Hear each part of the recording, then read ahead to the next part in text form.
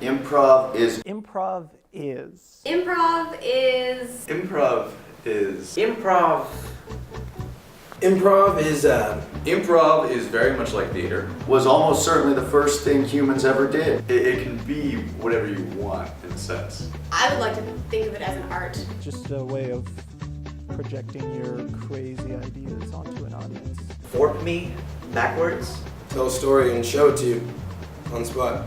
And when I want to be forked somewhere, I go to the theater. That's what improv is. America. When Adam first saw Eve, what do you think he did? It was probably awkward. He probably made a joke. The joke that had never been told before, a joke he made up, that was improv. Improv is, to me, a free forms type of art. You know, most artists can create with paint or clay. With improv, you get the freedom to create a whole scene, a whole world based off of your own imagination. Just any simple ideas that you can come up with and you can make them completely extraordinary and not simple. Improv is a collective experience where you've got both people on stage as well as the audience, and they thrive off one another. It's a symbiotic relationship, so it really gets everyone involved. Improv is the beginning of I'm proving you wrong. Many times people have put me down in my life, but no, I've proved them wrong with improv. If you look at the letters of those sentences, I'm prove, take off the E, improv. Improv is a getaway. Improv is something I do that is outside of my normal everyday life to get away from everything and start using a part of my brain that I don't get to use all the time. Something where I get to be creative in a way that's not making fun of people, but in a way of telling a story. Telling a story to a group of people. As opposed to theater, which relies on scripts and blocking and scene work, and pretty much relies a lot on people telling you what to do, and you sort of sussing out who the character is. In opposition to that, improv is a lot more about figuring out what your partner needs and what the scene requires. Not exactly what is funniest, but what makes the most sense in the context that you've created. So, people could suddenly turn into a flock of pigeons as long as it made sense in the context of the scene. Improv is enacting that spur-of-the-moment decision to perform.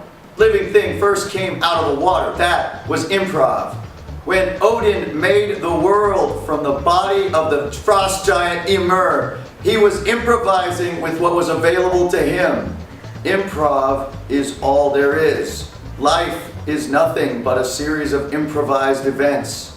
We're making it up as we go along, after all. Let's get up on feet!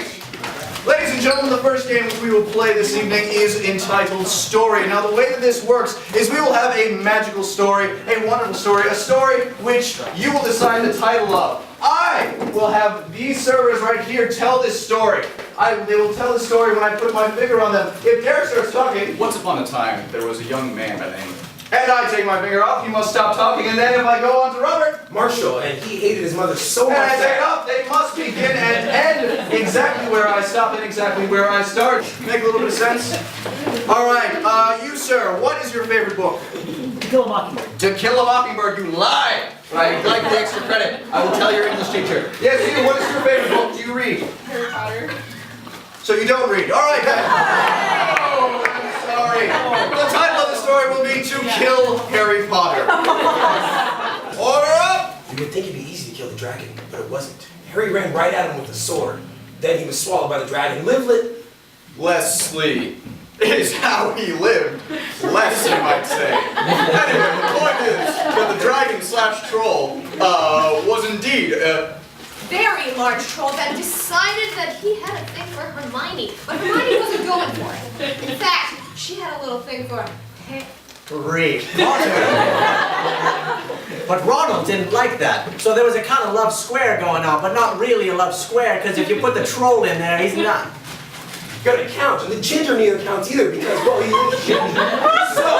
So it's never back to just two people loving each other, making it sort of insane for everybody Body involved. But they knew that at the time it was a lot of pressure to get married from the warden at the school. His wife, Harry had to die.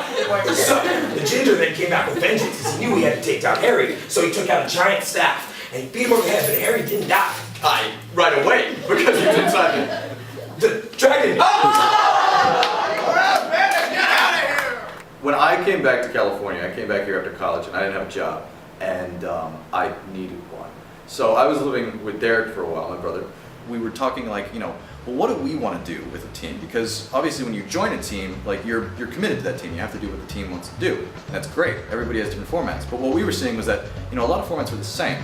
One of the reasons why Improvinitus works is that we want to throw as much spontaneity at the audience, and we want to take away as many rules as possible in terms of, we want it to be entirely up to the audience. So I thought, well, what is the profession that basically gives you what you want when you pay for something? And it's a restaurant. What we need to do is create an improv show that served you, and that you could actually choose the selection. And Derek came up with the name, which is Improvinitus. And so we embarked on this very, very strenuous regimen of meeting and rehearsing. We wanted to make sure that we were ready, that we could do it. And it was months actually that we rehearsed, and gradually I was very, very thankful to see that they were all excellent. So please, choose one of the delectable gelatos Blind there. date! What's the Zamora speciality? Blind date! I get here. Blind date! The menus add a greater degree of audience participation. I mean, an improv show in general already has the audience participation because they're shouting out suggestions.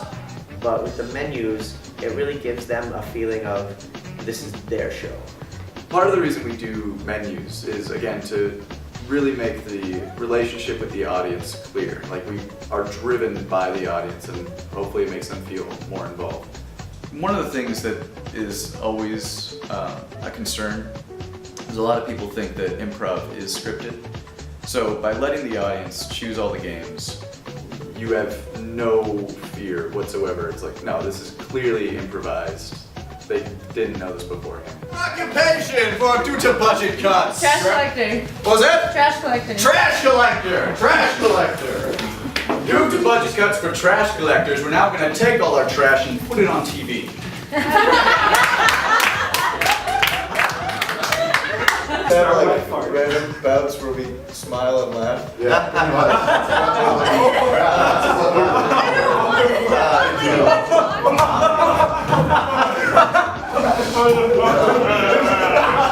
Ooh, look at me. Improvinitus is an improv team designed by people who have been on lots of other improv teams, who understand what works and what doesn't work on an improv group, and have strove to create the best team possible, the show that we would want to watch.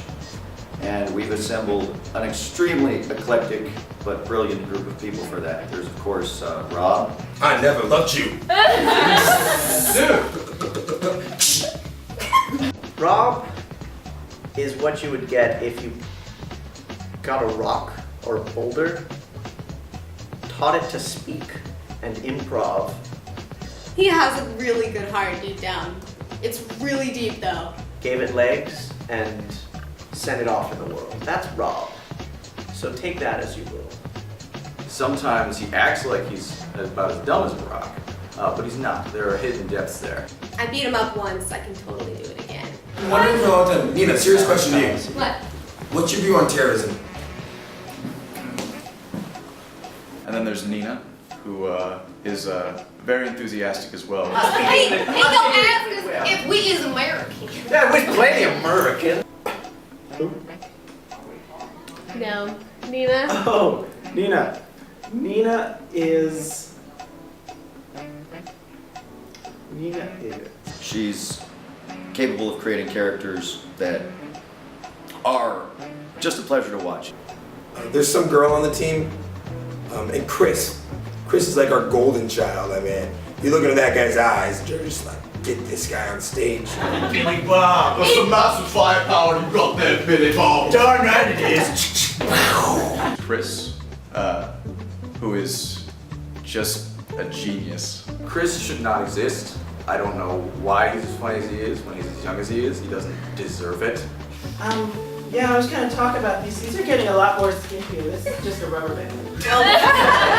Then there's Ethan, who to this day, I still believe he is the best improviser I've ever seen. I have a morning face on. Just I don't know what Ethan is. I don't know how he comes up with what he comes up with. Ethan, although stupid looking, is one of the best justifying people ever. He can justify anything all the time. He's trying to be a doctor or something silly like that, which always calls for humor. There's of course the Nahigian brothers, Derek and Pierce. I'm probably gonna smoke cigarettes and feel bad for a little while. The Nahigians. Pierce, I'm convinced, is part otter. He treats every scene as if it were his last. And when he gets on stage for a show, he's like on fire. Like he totally brings it. I look into their beady little eyes and I have no idea how they're coming up with what they're coming up with. Strange individuals, yes, but brilliant. Good luck. Let's play football with a knife. Derek Nahigian, although impossible to socialize with or hang out when he's drunk, is actually a great technical improviser. He's a little bit of a snob. He makes me laugh more than anybody else. He's kind of your test of character. One of the best improvers I've ever seen. What do you mean by colonizing Mars? There's only one place life should exist, and that is the Earth. Everybody who talked to me said, oh, you just gotta stay away from Casey because he thinks people are vampires and he was thrown out of school. Turns out that was true. When he's around, it's great. I mean, he's a pirate, so he's got to go out to the sea all the time and do pirate stuff. Eccentric. He's got that eccentric vibe from him.